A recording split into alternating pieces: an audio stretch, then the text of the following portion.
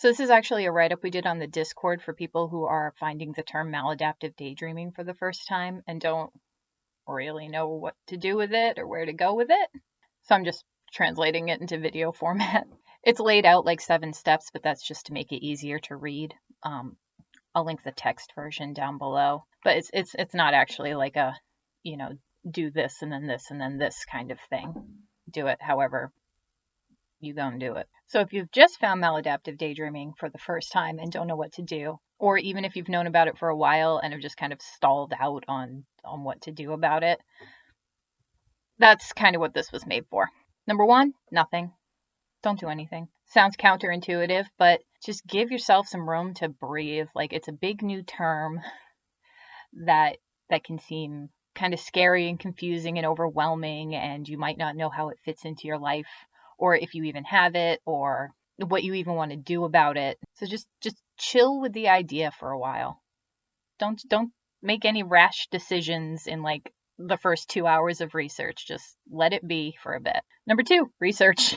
Yeah, read whatever you can get your hands on. Go mad Googling. You're going to see a lot of bullshit, some contradictory stuff, a ton of opinion, and this worked for me, but that's probably just me, probably won't work for you kind of stuff. And a lot of just descriptions of what other people are going through, some of which you might relate to and some of which will give you pause. You'll be like, that doesn't sound like me at all. Maybe this is something different. And maybe it is. You'll figure it out eventually. Don't worry about it. Just keep reading.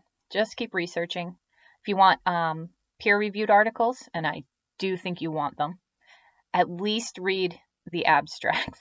If you really can't get into a scientific paper, just skip down to the discussion and the conclusion. That should give you the meat of it. And almost all papers have those 2 sections. To find those, go to the ICMDR. Just Google that. It'll come up. I'll also link it below.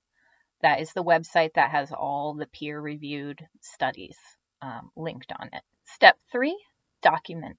You're going to be looking back on your life and looking at your behavior and wondering how it all fits together and what it means and how often do I do this? Maybe it used to be more, maybe I just start documenting now. You're very biased against yourself. That's just how people be. But if you start writing it down, you'll start seeing the trends, how much of your life it actually eats up. To do that, you're going to want to journal, basically. But this isn't like Dear Diary. This is just utilitarian jotting things down. Let me get a visual aid.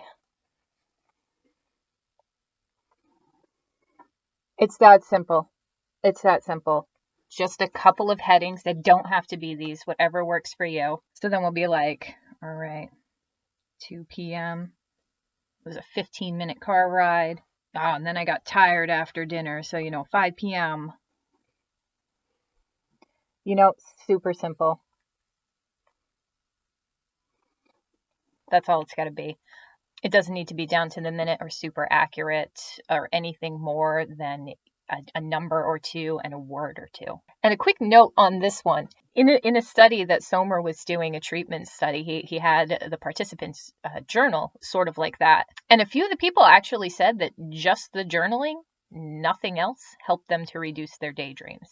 Now, we don't know what you are yet, so reduction might not be one of your long-term goals. But don't freak out if that happens to you. If by starting to notice it and write it down, your daydreams go a bit weird or they even back off a little bit, and then you're feeling like I'm not even journaling accurately because this isn't how I normally daydream. Like, that's it. It's an adjustment period, and things might not be as they normally are for a while, but that's fine. Just write through it anyway. Step 4, stop. Were it that simple. But for our purposes here, it is pretty much that simple because you are not expected to succeed. Failure's the point. So you just pick a length of time, a couple of days. I wouldn't go over a week tops. Even that sounds pretty impossible to some people. And as ridiculous as it sounds, just be like, all right, not going to daydream today. And then if you start to slip into it, just be like, oh, crap, not going to do that today, and move on. You're going to start to notice the effect that is having on you. That's the pay attention to your body, to your feelings. You've got your little journal, write those down. Note maybe how strong the cravings are. If you are getting angry, depressed, bored, scared, this is a fact-finding mission. And how hard it is and how hard it hits you to stop for a day or 2 days or 3 days. You want to get a baseline for what you're going to face if curbing it becomes a long-term goal of yours. If you've got depression or anxiety riding underneath all that daydreaming being hidden, then when you get serious about this, you're going to want to know that's there. You don't want to get blindsided by that. And this little experiment is going to help you avoid that. It's going to help you avoid a headache later on and set you up for success. Now that you've got all your information, you can start to make a plan. You've got a better idea of how much time it's eating up, a better idea of what might be hiding underneath it, possibly a better idea of your stronger triggers, and a general sense of how severe its impact or mild its impact might be. So now you can be like, oh crap, this is definitely a problem. Or you can be like, you know what, it's not actually that big a problem. I think I probably don't even have MD. It's probably just I'm an immersive daydreamer, and sometimes I just get a bit annoyed. That's okay too. So that's just what you want to do here. That's what you want to, I don't know, write it down somewhere. Think about it at least. This is what I think I have. This is how severe I think it is. And this is what maybe I should do about it, to prioritize. A lot of people, they're like, yeah, it's screwing this up, but it's also helping with this. So I think I want to work on this before I even touch that. Everybody's got different priorities, different areas that they need to focus on. And once you know what yours are, you can set realistic goals. And when you set those goals, just try to make them positive goals. Try to make them build towards something rather than reduce something. I know the general goal is to reduce the daydreaming, but you want to do that in a positive way that builds you up rather than breaks you down. So the example that we used was, instead of daydreaming ruins my relationships, I will only daydream this amount, and that's it. Instead of that, I want to spend more time with my friends. I'm going to prioritize my friends.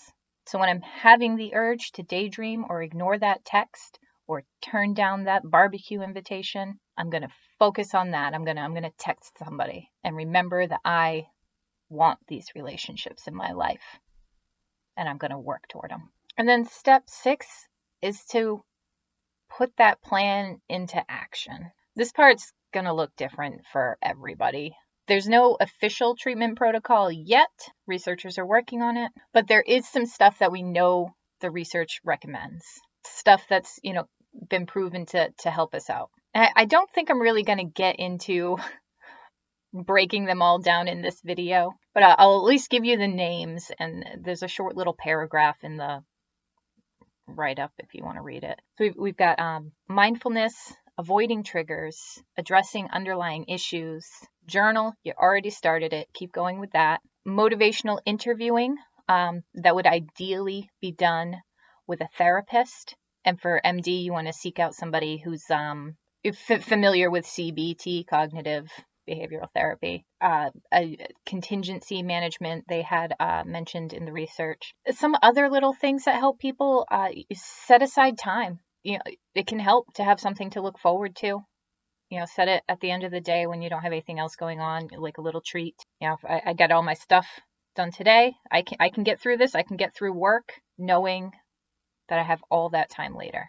Try to be around other people, get out there, be in public.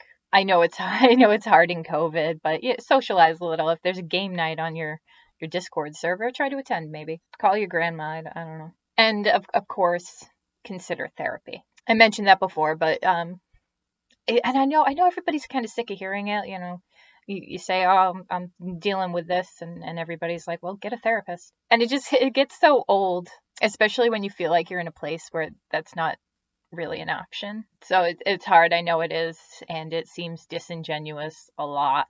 But there's a reason it's the top recommendation. They can help you, and if you have access to one or you can get access to one, think about it. Anyway, CBT, that's the one you're looking for. And if that is completely off the table, there are CBT workbooks. There are plenty of mindfulness exercises that you can get for free or for low cost online. Check out the subreddits. Almost all subreddits have like an information page. They have it as a sticky post or in the sidebar where they have links. The Maladaptive Daydreaming subreddit has it for maladaptive daydreaming, but if you go to the CBT subreddit or the mindfulness subreddit, they're going to have those too. Good little places to get started. You don't even have to be a member of Reddit. Just look through their sidebar and see what you can find. They're usually pretty helpful. And that was it. That was 6. Did I say 7 in the beginning? I meant 6. Yeah, it was 6. Step 7, profit. Okay, bye.